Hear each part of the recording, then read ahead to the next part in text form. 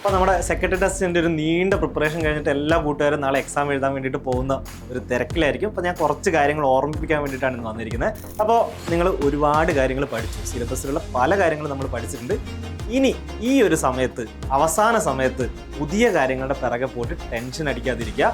അതുപോലെ തന്നെ നിങ്ങൾക്ക് എക്സാമിന് പോകാനുള്ള ഹോൾ ടിക്കറ്റ്, അതുപോലെ പേന എല്ലാം നേരത്തെ തന്നെ റെഡിയാക്കി വെക്കുക. അതുപോലെ എക്സാം സെൻറ്റർ ദൂരെയുള്ള കൂട്ടുകാർ കുറച്ച് നേരത്തെ എത്താൻ വേണ്ടിയിട്ട് ശ്രമിക്കുക. നമുക്കറിയാലോ പേപ്പർ 1ഉം പേപ്പർ 2 ആണ് എക്സാം ഉള്ളത്. അപ്പോൾ ഉച്ചയ്ക്ക് ബ്രേക്കിന് കഴിക്കാനുള്ള ഫുഡും വെള്ളമൊക്കെ നിങ്ങൾ കരുതുക. അതുപോലെ തന്നെ എക്സാം ഒക്കെ കഴിഞ്ഞ്, അതായത് പേപ്പർ 1 കഴിഞ്ഞതിന് ശേഷം കുറച്ച് ആൾക്കാരുണ്ടാകും പേപ്പറിനെ കുറിച്ച് ചിന്തിച്ച് അത് ടഫാണല്ലോ എന്നൊക്കെ വിചാരിച്ചിരിക്കുന്ന ആൾക്കാർ.